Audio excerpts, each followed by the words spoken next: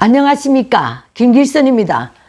오늘은요 어떤 분의 질문도 있고 해서 이 문제에 대해서 한번 답변을 드려보자고 합니다. 북에서 본 월북자들, 이렇게 한번 제목을 선정해 봤습니다. 제가 북한에서 살 때 이 대한민국에서 북한으로 넘어간 사람들을 좀 자주 봤습니다.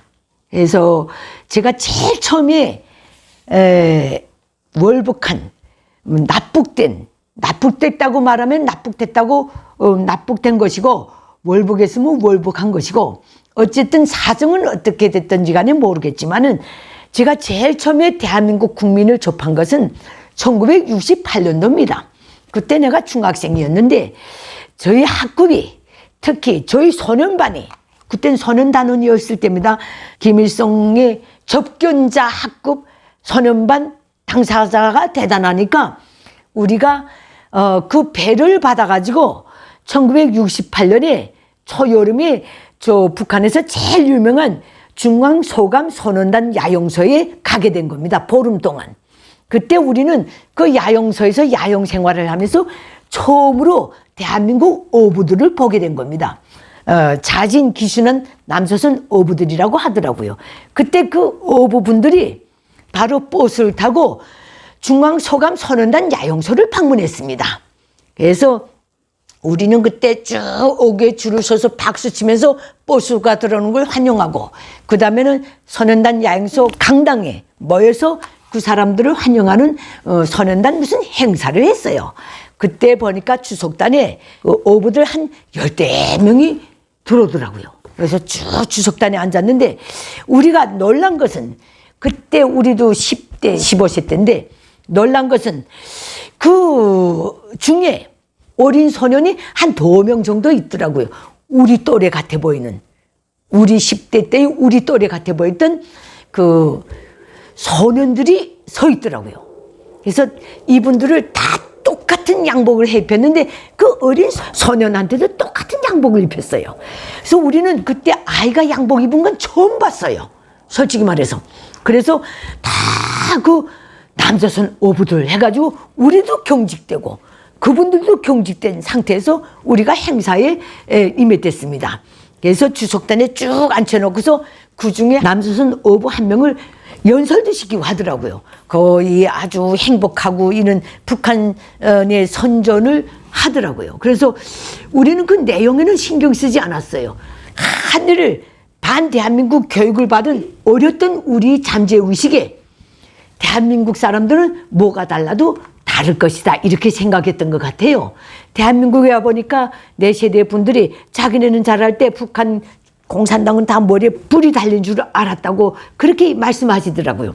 우리도 그때 그 장소에서는 대한민국 사람들을 그렇게까지는 보지 않았지만 색깔이 다르든 뭐가 다르든 우리 북한 주민들하고는 다를 것이다 분명히 생각했던 것 같아요.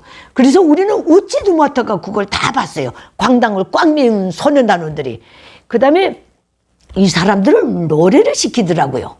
쫙 합창을 시키는데 한 명이 지휘하고 그 남조선 어부들 쭉 세워놓고 합창을 시키는데, 그때 이 합창을 시킨 노래가 김일성이 할아버지가 지었다는 남산의 푸른 소나무라는 노래를 합창시키더라고요.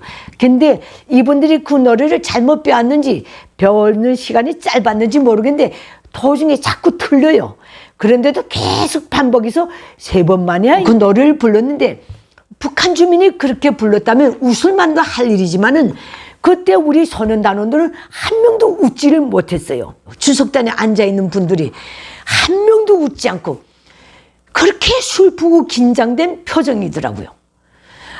아주 긴장되고 그렇게 슬프고 그 굉장히 불안한 표정이었어요. 눈을 올리뜨고 주변을 둘러보는 분도 없었어요. 다 눈을 내리뜨고 목석같이 앉아 계셨어요. 그분들을 보는 우리 어린 마음에도 그 어떤 슬픔 같은 것이 전해졌던 것 같아요. 그래서 우리는 그때 누구도 웃지를 않았어요. 환영하고 박수치고 어쩌고 만세 부르고 했지만은 누구도 그분들을 바라보면서 웃은 사람이 없어요. 그것이 제가 본 대한민국 국민. 그들은 스스로 귀순했다고 하지만은 대한민국에 와보니까 또 납북대 들어간 그 어선을 끌고 들어간 경우도 많은 것 같더라고요. 뭐 이걸 놓고 볼 때 그분들이 그 표정을 볼 때는 끌려간 것만 분명해 보여요. 오늘날 생각해 보면. 그 다음에 70년대에 들어왔습니다. 그건 어린 날에 내가 본 대한민국 국민이었습니다. 70년대에는 내가 생각하기에는 기순 사건이 매해 한두 건씩은 일어났던 것 같아요.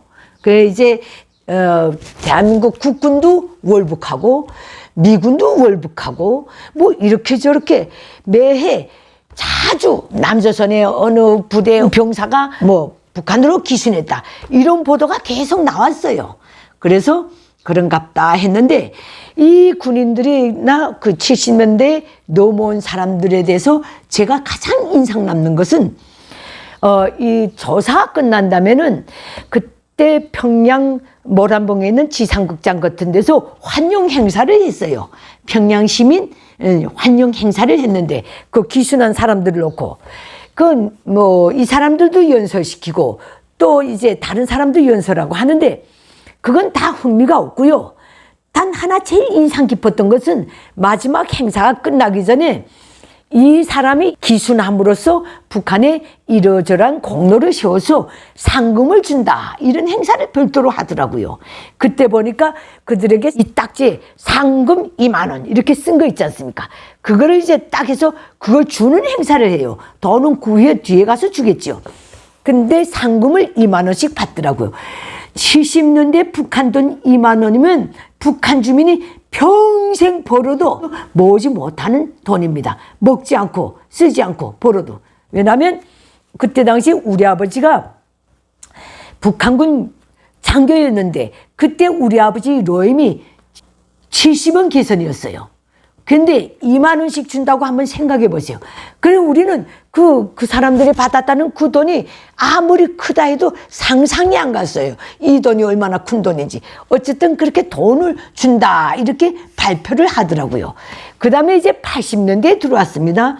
80년대에 들어와서 제가 제일 생각나는 월북한 대한민국 사람은 그 무슨 안기부 큰 간부였다는 사람이 한 번 들어왔어요.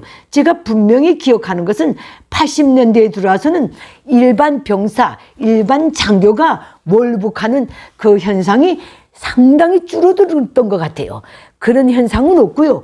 이따금씩 한 번 나오는데 안기부 큰 간부가 북한에 기순했다. 이게 나오더라고요. 이 사람은 이제 그때 당시 인민문화군전 소회의실에서 기자회견을 했는데 이마가 좀 뻗어지고 얼굴이 동그란 사람인데 이 사람은 그때 무슨 그 남조선 안급의 악행 뭐 이걸 완전히 다 인터뷰를 하더라고요. 그때 소련 기자들도 있었고 중국 기자들도 있었고 동구권 기자들이 주로 있는 데서 그 다음에 북한의 조선중앙통신, 노동신문, 중앙방송 이 기자들이 있는 데서 이 사람이 인터뷰를 하더라고요. 사실 말해서 오늘날까지 이 사람이 무슨 말을 했는가는 기억이 잘 안 나요. 그저 어쨌든 대한민국이 나쁘다는 거예요. 아주 그 음모와 그 강교하고 음모와 사람잡이의 본산지가 안기부고 그걸 대한민국 정부가 이걸 이용해서 어떻게 반북 활동을 하고 있다. 이게 총체적인 내용이었던 것 같아요. 그리고 80년대 중후반에 어떤 대한민국 부부가 또 북한에 올라갔어요. 젊은 부부예요. 애 하나를 데리고 올라갔는데 그때도 역시 인민문화궁전에서 나는 기자회견을 한 거를 알고 있는데 이 사람들이 그때 역시 북한에 올라가게 된 경로에 대해서 쭉 그 인터뷰를 하는데 그 생각은 별로 안 나고요.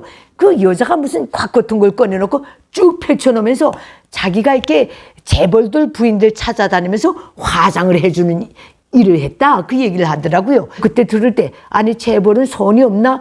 왜 화장하는 사람을 따로 두나? 우리는 그때 당시만 해도 대한민국에 이런 직업군이 있다는 걸 몰랐을 때예요. 그러니까 그때 그 사람들이 인터뷰한 중에서는 그게 제일 인상 깊더라고요. 애도 하나 앉혀놓고. 근데 내가 왜 이 말을 쭉 하는가?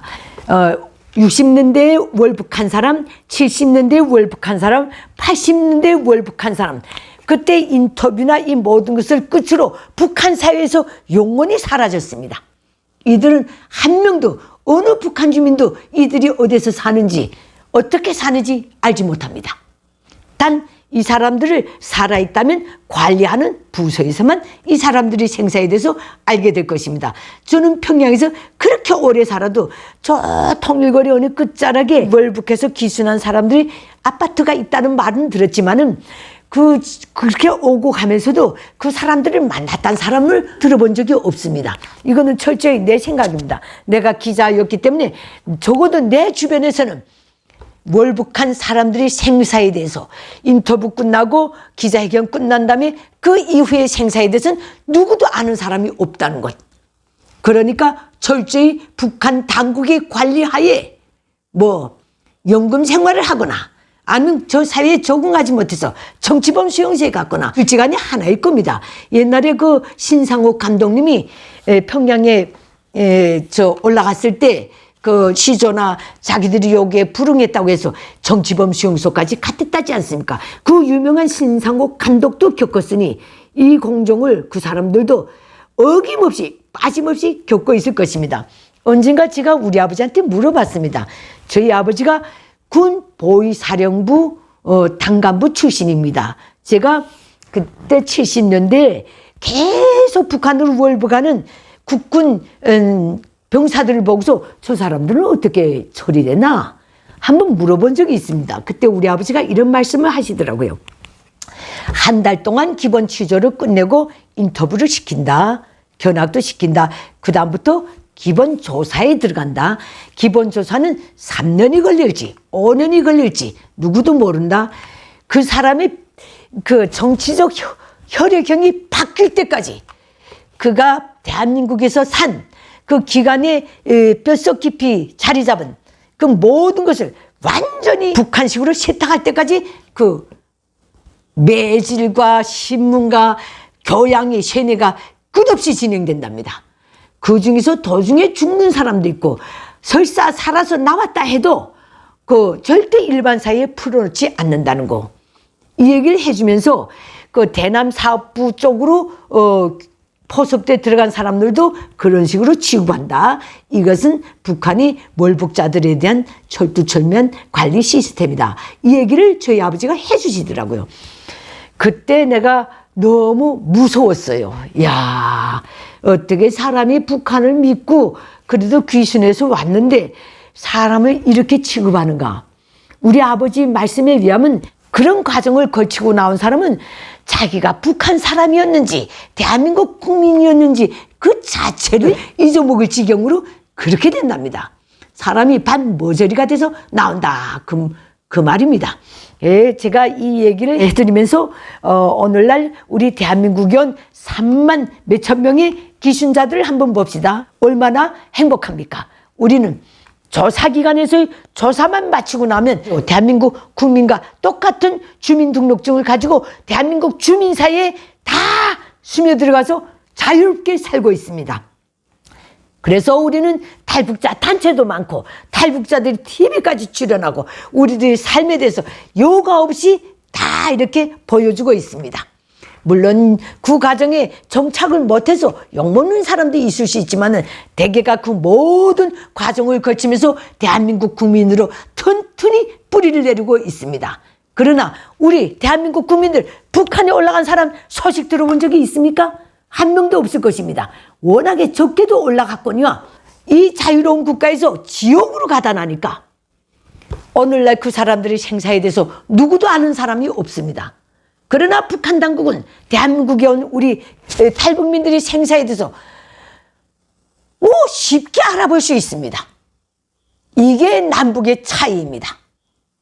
우리는 지옥에서 자유의 땅으로 왔고 자유의 땅에서 순간의 판단 오류로 북한에 올라간 사람들, 자유에서 자유의 대지에서 북한이라는 지옥으로 간 사람들, 이 사람들의 생사에 대해서 오늘날까지 누구도 모릅니다.